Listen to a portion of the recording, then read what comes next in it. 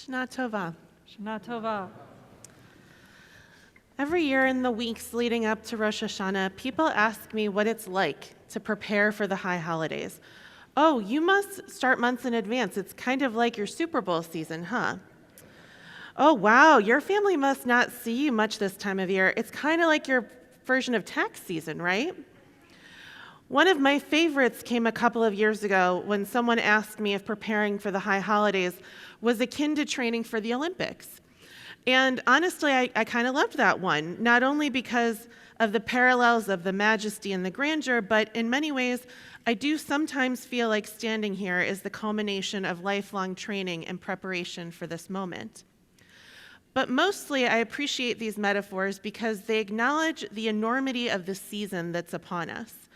Because it's not just my Super Bowl season, it's our Super Bowl season as a people, as a community.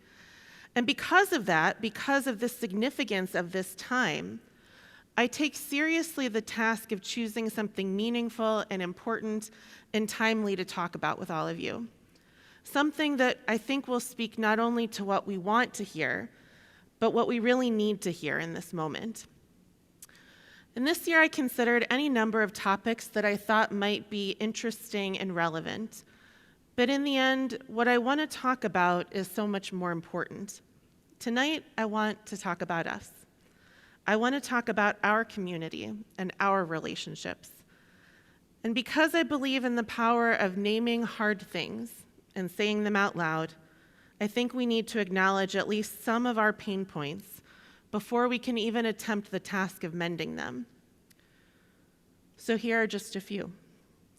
We live in a time where politics and the world stage inflame and enrage us regardless of our political leanings. And at the same time, our own country readily sows discord among us, and anti-Semitism is on the rise. The existential threats to Israel's safety are real and terrifying, and 48 hostages have not yet returned home. The war in Gaza rages on, and the humanitarian crisis and the staggering loss of life is unconscionable. The list goes on. And at the same time, there's a steady undercurrent that seems to be ravaging our foundations, screaming that these fractures are so much bigger and so much more urgent than any one of those things alone. And that's because for many of us, these challenges feel so much more existentially threatening to our own identity politics than anything else that we've had to wrestle with in recent memory.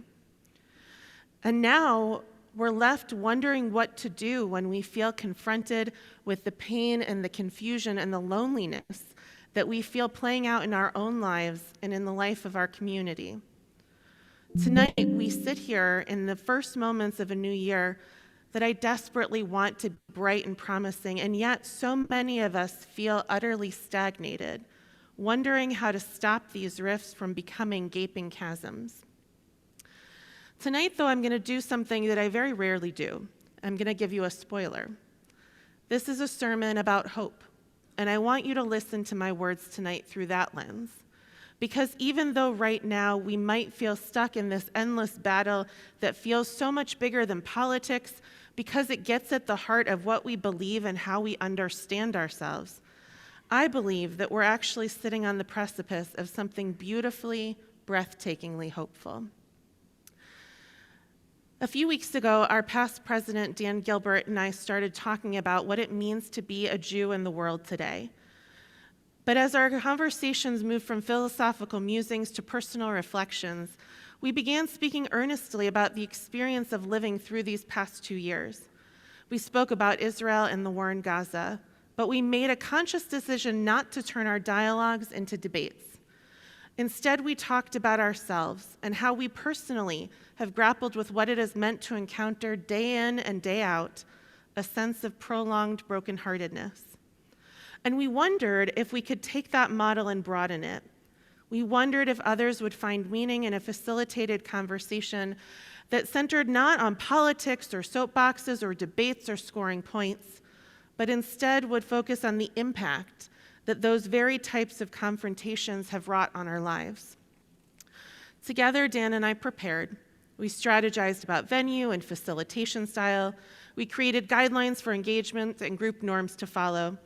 We planned for 10 to 15 people to drop by a coffee shop at our old temple building. As the first folks trickled in, we were pleasantly surprised that we needed to pull up a few more seats. But soon those extra seats turned into extra tables, which turned into urgently requesting space in the conservatory because the coffee shop could no longer accommodate us. You could imagine our surprise when an anticipated gathering of 10 to 15 people turned into nearly 40. It was outstanding and invigorating and affirming because 40 of us took time out of our days because it resonated. We engaged in conversation not for the purposes of making our own points or forwarding our own agendas, but out of a sincere desire to connect with people in our community who, regardless of their politics and beliefs, are also feeling a sense of brokenheartedness.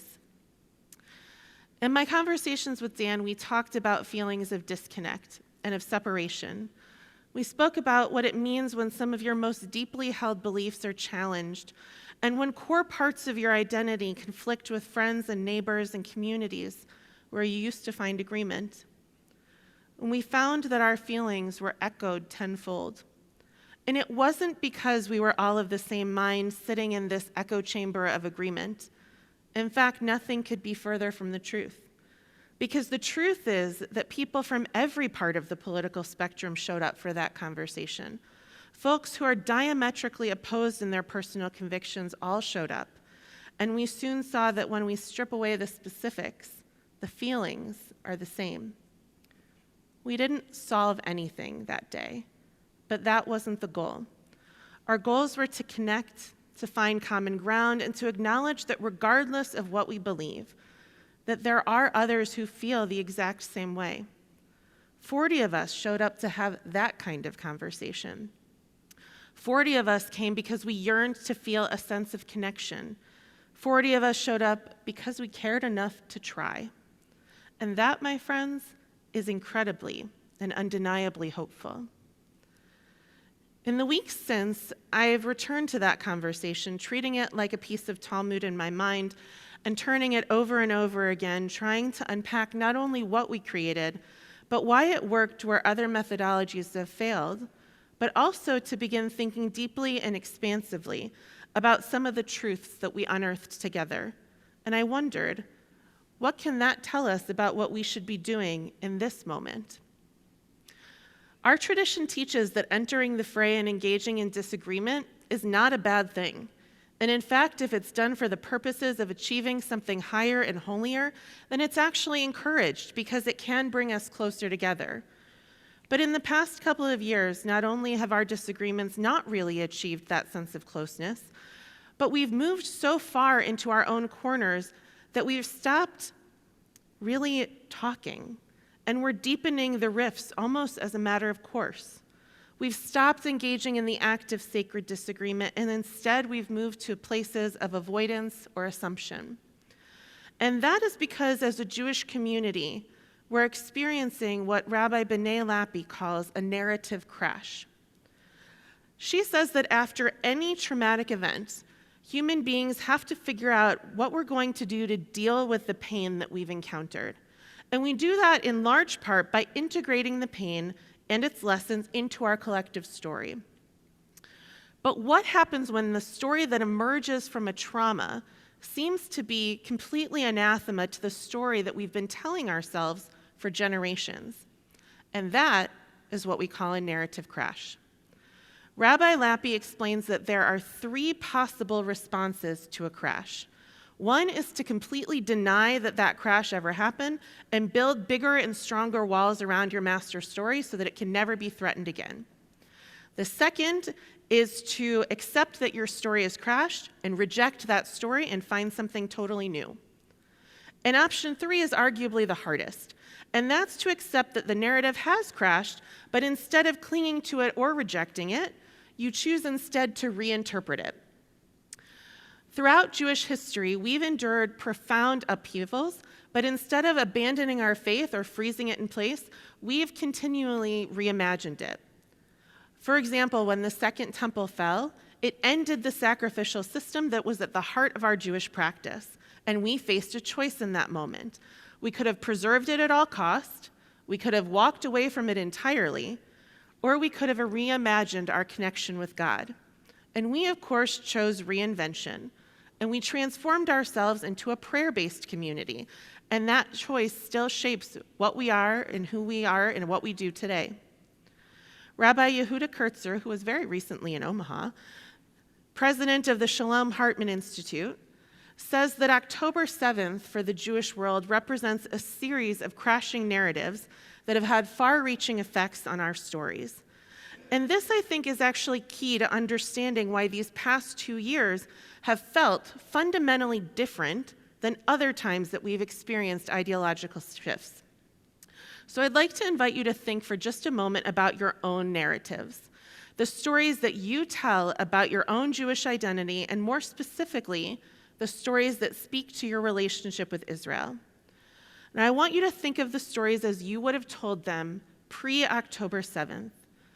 And I imagine that I'm not alone in saying that for me, some aspects of my stories remain the same, but others are completely unrecognizable. And he shares and thinks about what those crashes might be. For some of us, the first narrative crash came around security, a now shattered belief in an inherent sense of safety and security of the Jewish people in the land of Israel, and the devastating realization that we are perhaps not as safe or secure in Israel or really anywhere as we once thought. For others, that narrative crash was around values, a crushing recognition that the ethics that we've been taught should guide our Jewish lives, values like pikuach nefesh, prioritizing life above all else, and bal tashchit, prohibiting needless destruction of land during a war, are not being prioritized or enacted in Israel's government and military. We're dealing with so much more than the unfathomable pain of war and terror, because we're also simultaneously confronting the disturbing realization that the stories that we've told ourselves may no longer be entirely true. Now, I want to push us even a step further. Nearly 2 years after October 7th, we've really moved beyond those initial crashes, and I think that we're in the midst of a second wave. And that's the one that directly correlates to what's happening in our fractured relationships and our widening rifts. And that's the narratives that we tell ourselves that the Jewish community is homogenous in our feelings around Israel. We simply aren't. Quite honestly, I don't know that we've ever been, because it's really rare when Jews all agree on one thing. But in this moment, what we're experiencing is a broadening of the conversation around Israel to include more than one way of relating to her. Our relationships with Israel are vast and they're varied. And because we are sophisticated thinkers, our viewpoints are deeply nuanced and complex. Whether we believe that Israel is doing the very best it can in the face of real enemies that seek its destruction, or we believe that Israel isn't living up to its promise and that it's our job as Jews to hold its leaders accountable to a better vision for its future, our beliefs are multifaceted and they speak to the plurality of voices in our community. And while we're in the process of grappling with our own crashing narratives, I think we've retreated into our own corners. We've stopped engaging in conversations, and we've ceased giving each other the benefit of the doubt. We've isolated ourselves, probably to protect ourselves against the pain and the disappointment that we felt when prior attempts at dialogue have failed. And we stopped building bridges of understandings. We've forgotten that, like every other aspect of Judaism, we are not all of one belief. But that doesn't mean that we're not all of one community. So what do we do now?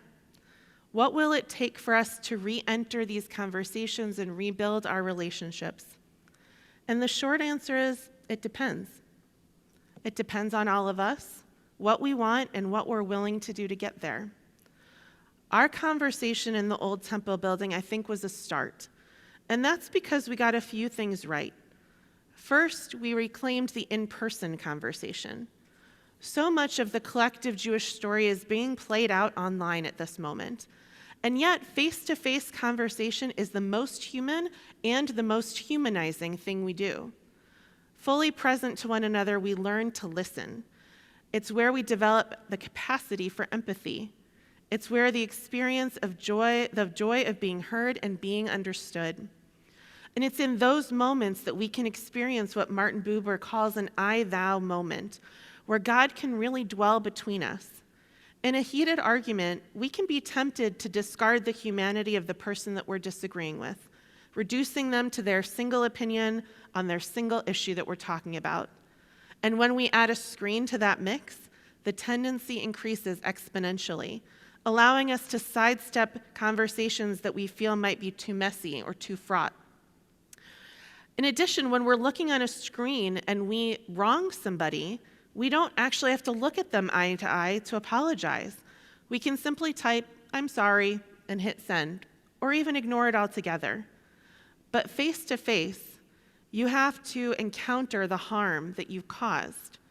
And the other person might be able to see that you're visibly upset by it. And that's what triggers true forgiveness.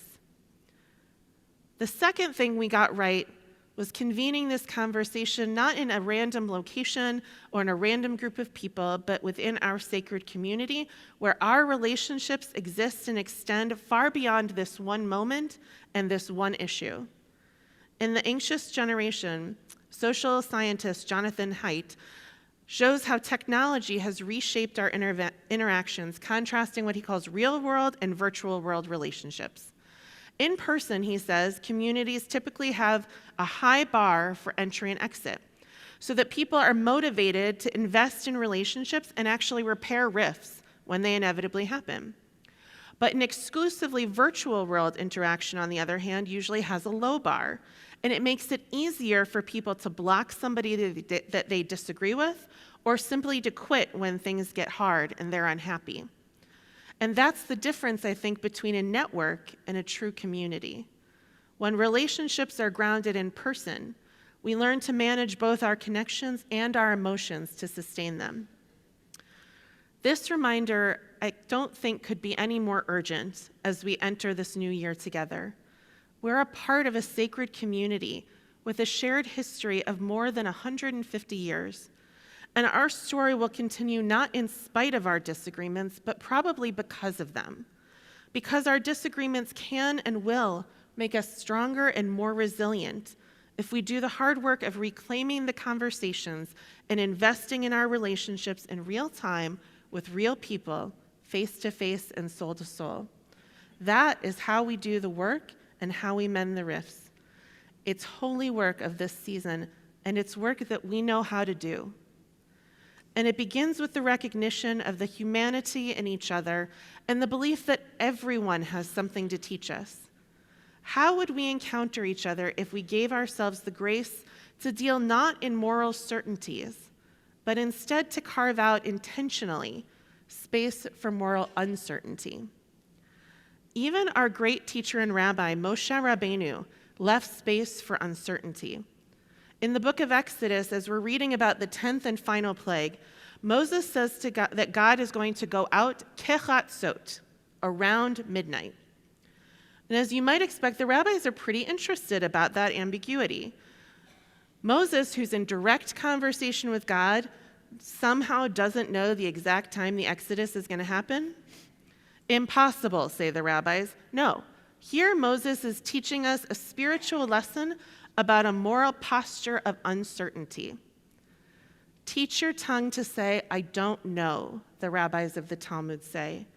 And in doing so, they invite us to embody the Torah of uncertainty. In a world where we feel compelled to pick a side and to declare a position, with little to no room for questions or nuance or gradation or subtlety, when what we believe is so often shared in the form of social media posts with character limits or via 60-second videos, we tend to speak with certainty even if what we're feeling is less than certain. And right now, too many of us are leading with moral certainty, and too few are teaching our lips to say, "I don't know." So tonight, I'll be the first to say it. I don't know. I don't know what it's going to take to reconcile my inherent love for Israel and my internal dissonance with the actions and the choices of her leaders in this moment. I don't know if I've constructed the right words of comfort and the right words of challenge for us here tonight. I don't know the exact plan for how to rebuild the bridges and heal our broken hearts. I don't have all the answers, and that can be scary because I want to stand before you as your rabbi and offer you comfort and give you the certainty that I know that we all yearn for. But that would be disingenuous. The best thing that I can tell you in this moment is that I've never been more uncertain, because like all of you, my narratives are crashing too. I was recently reminded of a piece of wisdom that's really helped me to frame my uncertainty with hope. Last week, I listened to an interview with Rachel Goldberg-Polin, whose son Hirsch was taken hostage on October 7th, and he was later killed. In spite of this, Rachel continues to use her platform to call for lasting peace and for the recognition of our shared humanity and our shared pain. And in that conversation, she spoke of where we are in our collective story at this moment, saying that we are in crisis and at an inflection point. And she reminded us that in modern Hebrew, the word mashber means crisis, but in biblical Hebrew, in the Torah, it means birth pangs. Sometimes when we're in crisis, overwhelmed with pain so intense that we feel like we're about to break, that's actually the labor pains that come before we birth something new. We'll never be able to change what happens in Israel here in Omaha. But we can birth something beautiful here at Temple Israel in Omaha, Nebraska. A few weeks ago, we gathered in our old chapel, and for the first time in a long time, I left feeling hopeful. We didn't shy away from the rifts or the distance. We named them. And just maybe our mashber, our crisis, can be the birth pains that will lead us to something far greater and yet unimagined for our story. I don't know yet exactly what we'll create together, but I do know this. We all have something to learn from each other, and when we sit in a room together, face to face and soul to soul, and speak from our hearts with the wisdom and the moral presence to say, I don't know, but I believe that you have something to teach me, I think that we can get closer to those answers together. Shana Tova. Shana Tova.